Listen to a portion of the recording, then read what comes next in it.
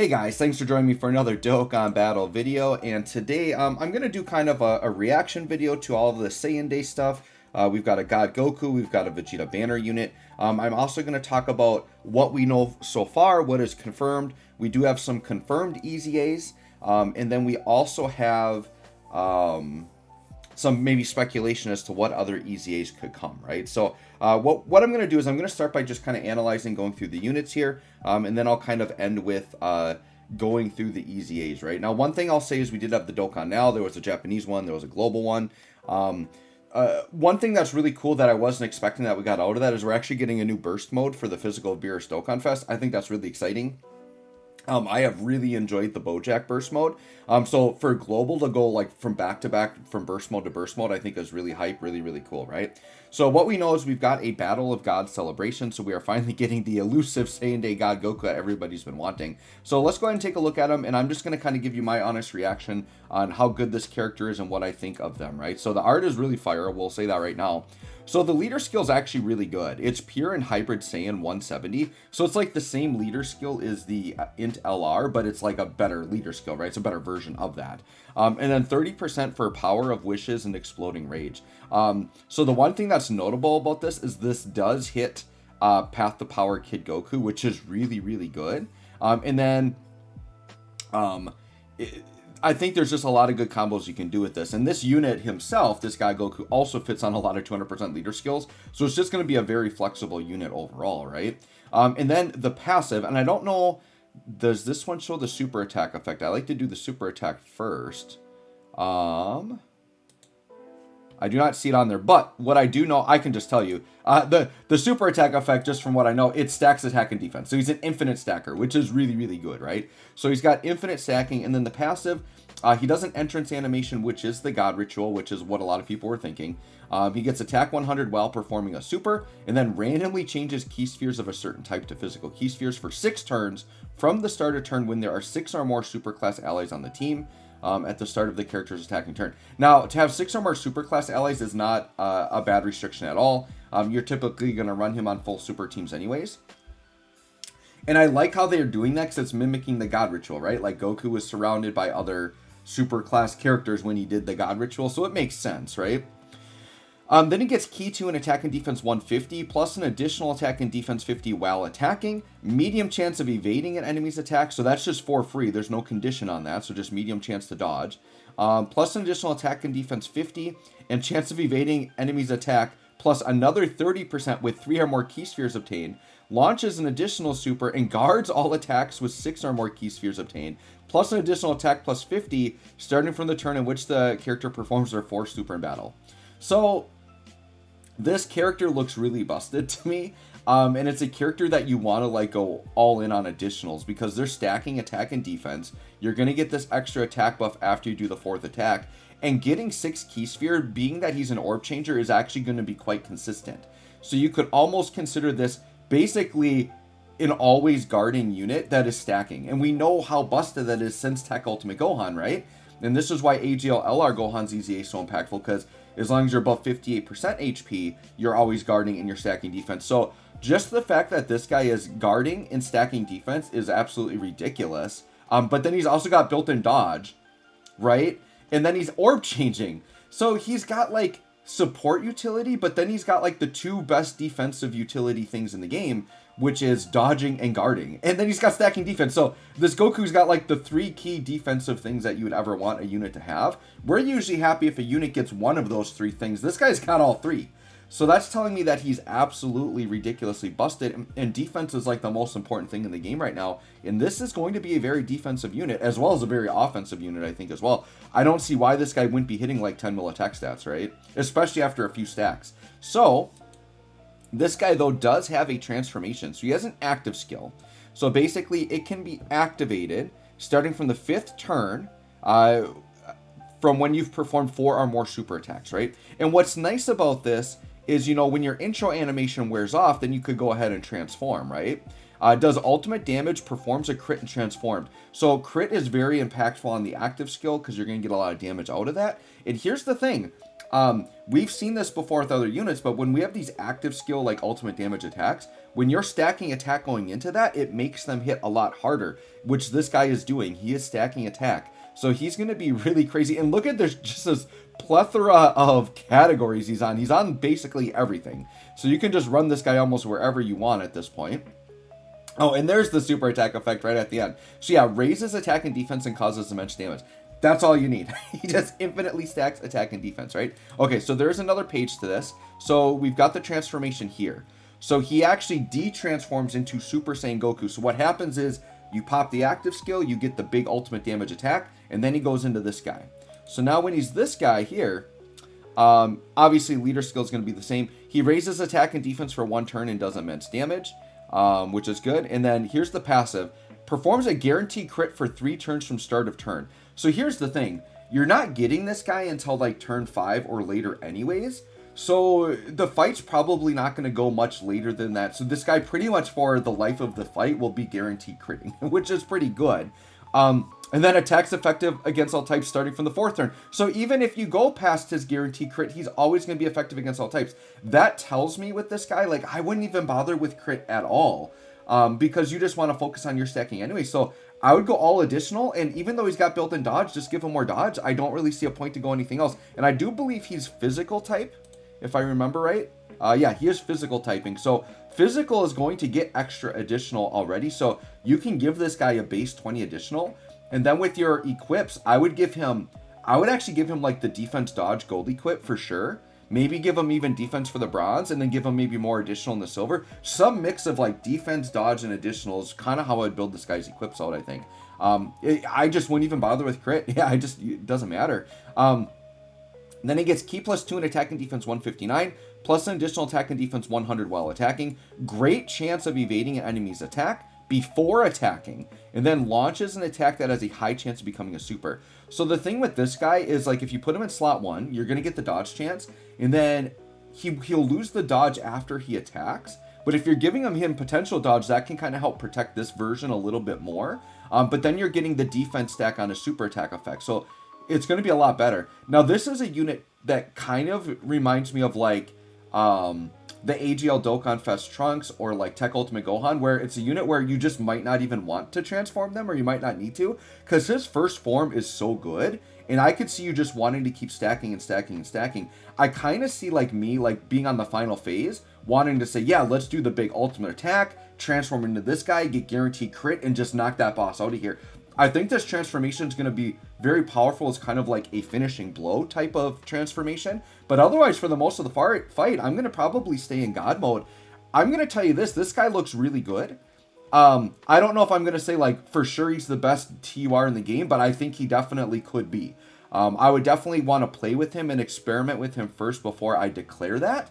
But the kit, to me, it has all of the things you would need to be, like, best unit in the game, contender for TURs, right? And I think he is definitely up there. He's very much worth pulling for. And the thing that's going to give the banner more value is the banner unit Vegeta is actually really good, and we're going to talk about him in a minute. Oh, and then medium chance to stun on the super attack effect. I know I watched Truth's video, and he has a very good point that the stun here is 100% pointless. Anytime you get basically like debuff type of skills after a long transformation, it's pointless, because these skills are good for Super Battle Road, because you want to, like, turn 1 be able to seal and stun. The problem is after turn 5 or 6 or 7 you're transforming, like, you're never getting that in Super Battle Road. Like, the fight's not long enough. And in long fights where you actually transform, bosses always negate that stuff. So until they come out with long form content where, like, sealing and stunning is good, like, that's just a throwaway right there, right? So the big thing is we get the 1 turn attack and defense stack. So sure, we'll take that, right? So there's God Goku. I think he's really busted. I'm going in pretty hard for him. Now we got to look at this banner unit Vegeta. Now this is not a Vegeta and Bulma. This is just Super Saiyan Vegeta, right? So this guy's leader skill doesn't matter. Just a weak exploding rage one. But his passive skill is Ki plus 3 attack and defense 200. Guards all attacks for 5 turns from start to turn. So that's really good, because 5 turns is going to get you pretty deep into the fight. And this is a build-up unit, and I love when they do this. They have units that, like, want to get hit. They've been doing this a lot lately, which is good, where these units that want to get hit to build up, they're giving them guard for at least some amount of time, which units like that need, because if you need to get hit to build up, you don't want to be that turn 1 where you're really weak. You need time to build up. So that's good that they gave him that. He gets an additional attack and defense 40 with each attack received up to 200. So, dude, this guy's just getting 200 attack and defense on start, and he builds up to another 200. That's a lot of stats. And then he's a support unit, attack and defense 30% to all allies. Now, no key, but that's fine. I can live with that. It would be better if he had key, but sure, we'll take it. And then all enemies attack minus 20 for 2 turns after the character receives an attack 3 or more times in battle. That could maybe come into play in Super Battle Road, because in Super Battle Road, like, you'll get phases where there's a ton of enemies. You definitely can be taking, like, a ton of attacks in slot 1. So sure, you could get that attack down. That could be pretty nice there. But otherwise, that's not, like, the craziest thing. The fact that he starts with guard, wants to get hit and builds up, and I believe the way that multiplies in is going to be pretty impactful. I think his stats are going to be looking insane. Right? Now, the question is how good is he going to be after turn 5 when he's not guarding? Well, this guy does have a transformation, right? Or he has an active skill. So let's take a look at it. So his super attack effect, he just raises attack for 1 turn and causes supreme damage. So it is unfortunate he doesn't get defense there, but they built his kit pretty well in the passive, giving him the guard in the build-up defense. I think he's going to be fine. And then his active skill, activated from the 5th turn, in which the character receives an attack 6 or more times in battle. So if his transformation is really good, I think that him only guarding for 5 turns is going to be fine, because by the time that guard runs out, you should be able to hopefully transform at that point, right? So let's go ahead and look at the transformation on this guy, which is right here. Okay. Now here, he gets attack and defense 100, high chance of performing a crit. So once again, this is another unit you might just go like dodge and addition. Well, I don't know if I'd go. I personally don't like giving dodge to units that want to get hit. So I probably would just go full additional and then pour the little bit into crit. I don't think I'm going to put any dodge on mine. I know there's people that are out there that just love dodge, even 3 dodge on everything. But for me, a unit that's a build-up unit that wants to get hit, I just never like putting dodge on them, so I'm not going to. I'm probably going to go all additional, though, for sure. Even though he's not stacking defense, you're still getting the attack. And then because he's got high chance to crit here, it's probably not as necessary to go very high on crit in your initial build. Launches an additional attack that has a high chance of becoming a super for 3 turns from start of turn. Key 3 in attack and defense 200 at the start of turn. An additional attack and defense 100 while performing a super. Guards all attacks for free. So this Vegeta actually basically always guards. Because here's the thing. His first form, he guards for 5 turns. You just make sure you get your hits in. And then by turn 5, you transform into this guy and you just keep the guard. So this Vegeta is actually like I'm not even finished reading the passive. He's one of the best banner units in the game. I can tell you that right now. Plus an additional attack and defense 50 and launches an additional, has a high chance of becoming a super. When performing a super and chance of performing a crit plus 20 if there's a movie boss as enemy. My goodness, this Vegeta's crazy. He's got built-in additionals, built-in crit. He's got guaranteed guard, stacking defense in his passive. Like, this guy's crazy. I'm actually very, very excited to pull, because they've kind of been missing on banner units lately. Not since, like, Android 8 was probably the last, like, really, really good banner unit, but, like, yeah, this Vegeta's looking good, and this is kind of exciting because normally when they use Vegeta as like a banner unit, like I'm thinking of the last one they did was like an AGL Super Saiyan Vegeta, like they're kind of like generic-ish damage units and they're just never like useful. This Vegeta, and let's remember that he is a support unit in his first phase, so for that first phase you're giving support, you're guarding, you're building up, and then you transform into this god, which sure, you lose the support, but he's going to be like an always guarding unit. Like, he's going to be really good. Very excited for this Vegeta here, right? Greatly raises attack for 1 turn and does supreme damage. So, the two new units are really, really good. All right, so what else do we know about this Battle of Gods celebration, right? So let's go ahead and take a look here. So we've got the V-Jump scan. And what the V-Jump scan shows us is a few things. One is we have some guaranteed EZAs. So STR Vegeta and Bulma. We've got STR God Goku. And we've got LR Beerus and Whis. And they did show Beerus and Whis' information in the Dokkan now. I don't have the kit to pull up right now, but I'll just summarize it and say that he does look good. He gets a lot more stats. And the big thing is like, they have their passive where like they want to get hit and they get attacked. But what they gave him now, which is really good, and it's a nice combo of like what Beerus and Whis do, because Beerus's whole thing is like he gets hit and he rages, so he gets stronger. Whis' thing is that he dodges a lot. So what they do is they make it so if he gets hit, you get the attack buff, and then once you get an attack for the rest of the turn, you get like dodge chance. I think it's like 50% dodge chance. So yeah, this is going to be like a dodging unit with like really good numbers. And the big thing that this guy struggled with is ki. They give him 7 ki at the start of turn now. So I actually think LR Beerus and Whis is going to be really good. But how good they will be will hinge on which EZAs we get and what support we get for this guy, right? So the other thing that this showed us is that that there's going to be 9 EZAs is what they announced here, right? So what I'm going to do is I'm going to hop into game, and we're going to look at what are these 9 EZAs going to be. So I'm going to hop back into here. We're going to do this. Whoops, wrong one. Get rid of that. All right, so we're in my game here. So what I'm going to do is I'm going to show all of the EZAs that we know probably for sure, the highest likely ones. And then I'm just going to show like technically anything that would be possible that makes sense for like a Battle of Gods celebration. Now, there are some that are like very unlikely. I'm just going to mention them and say, yeah, probably not, but you never know. So here's what we know for sure. We're for sure getting this guy, right? We're for sure getting this guy. Now, because we're getting this guy is a sub-EZA of Int UI Goku. And they typically always do all of the sub-EZAs at the same time. So that means I would say there's a 99% probability that this guy will also be one of the EZAs because he is also a UI Goku sub-EZA. And then this guy, even though it's not a God Goku, it's not really Battle of Gods, he probably will be there because he's a sub-EZA of UI Goku. So those ones I think are highly likely. This guy's guaranteed because he was in the V-Jump scan. And then this guy I think is going to be one of the 9 on JP. Global already got him, so that means Global is going to have 8 total, right? So we're going to look at this. So right here, I'm very confident on this pot of 6. Like, I think it's almost like a 99% chance that these 6 for sure are EZAing, right? So that only leaves us 3 more EZAs to figure out, right? Unless in the V-Jump they're not talking about free-to-plays and those are separate, but I think it would just be 9 total for this short celebration is actually insane, right? So let's look at some other possibilities. One of the higher likely ones I think would be Tech Whis and Int Whis. I think those are very highly likely to get EZAs, so that would only leave us with 1 more EZA, right? Now, some less likely ones, I would say this guy, I'm putting him here because he's a Whis, but I think it's very unlikely that AGL Whis would EZA. The reason why is this is a Hero Extermination Plan unit, and they typically do separate EZAs for a Hero Extermination Plan. So what they will do later on is like when Hachiak and Whis are going to EZA, they will do a Hero Extermination Plan EZA area. So this guy I don't think will come here at all, unless for some reason they do Hero Extermination Plan during the celebration, but I don't think he's going to get it at all.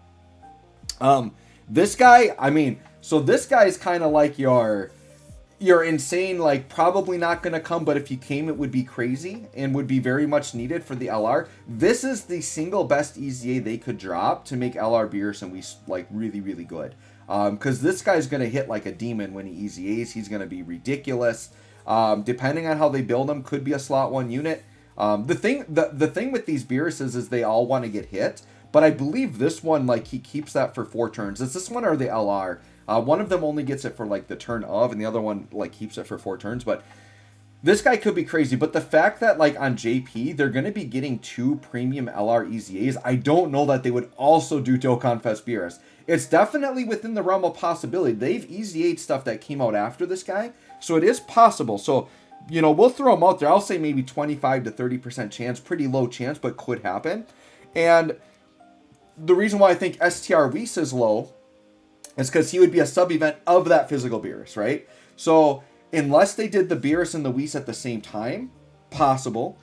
In a very rare case, they have done sub-EZAs before the main one. So like Topo and Dispo are an example. Actually, to this day, STR Jiren still has not EZA'd. But Dispo and Topo EZA'd like ages ago. And they're sub-EZAs for him, right? So you never know. But STR Whis and physical Beerus, I think, are on the very low realm of possibility. But we'll throw them out there. The Beerus and Monaka costume, possibly. The thing is this scene isn't Battle of Gods, so probably not. I'm just throwing it there because it's a Beerus, but I'd say very unlikely. I actually have 2 free-to-play options I think are actually really, really likely to happen. We'll see. So let's go to this page here. So some more like unlikely ones would be like, so there's this this guy right here, this physical God Goku. So this is a very rare card because this is a banner unit SR that actually Dokkan awakens all the way up into a TUR. It's a very rare thing for like a banner unit SR to do this. Now here's the thing. We will throw this guy out as a possibility, but Dokkan to this day has never EZA'd a banner unit SR. Now we've had SR like free-to-play SRs EZA and like all that stuff, right? But like a summonable SR to this day has never EZA'd. So until they break the seal on that, I'm going to say it's very unlikely. Now, could this be the event that they break the seal and actually do that? Absolutely. And all they would have to do is feature his SR on the banner, which they probably would anyways. And that SR is like one of the most common SRs. Like, if you've looked like this guy right here, like you probably have pulled like hundreds of this guy on banners because he's featured a ton because he is anytime there is a Super Saiyan Goku on the banner, this guy's usually featured to help you raise the super attack of it. So you all have probably bobbed hundreds of this guy. So all they would do is throw this guy in the banner again. You'll probably pull a bunch of them. But I don't think that, once again, until they break the seal on that, I doubt that a summonable SR would EZA because it's never happened. Now, if JP gets the next world tournament that JP gets, I think this guy is actually very highly likely to EZA, but there won't be a world tournament for Saiyan Day. So this guy has a 0% chance to EZA, but I want to throw him out because the next world tournament, keep your eye out on this guy, could be a nice buff for that Beerus team, right? And then this is the same boat as the God Goku. Now this guy is still just a UR, he's not a TUR yet. But SR Whis, like if they do the summonable ones, they could do both of them, right? Like maybe give this guy a Dokkan Awakening, and then EZA him, and then they could EZA the physical Goku as well. But once again, very, very unlikely on those. Now, the two free-to-plays that I think are the most likely to EZA, if they do, I think this AGL Vegeta Bulma. Now, there's a couple of things they could do with this guy.